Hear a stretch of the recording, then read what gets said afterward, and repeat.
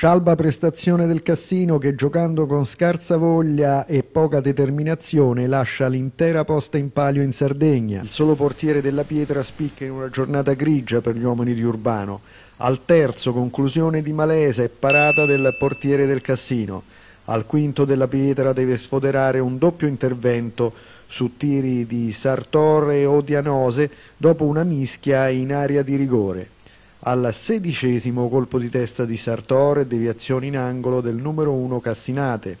Al 32° l'arbitro concede un calcio di rigore al Budoni dopo un intervento ai danni di Pusceddu e Della Pietra neutralizza la conclusione di Sartor. Il primo tempo si chiude a reti inviolate senza che il Cassino riesca a farsi mai vedere in avanti. La ripresa inizia su ritmi più blandi. Al 16° il Budoni reclama la concessione di un secondo penalty, ma l'arbitro non è d'accordo. Al 32° Della Pietra deve arrendersi al tiro di Sariang sotto misura e 2 minuti dopo il Budoni raddoppia con Sartor dopo un errore della difesa Cassinate.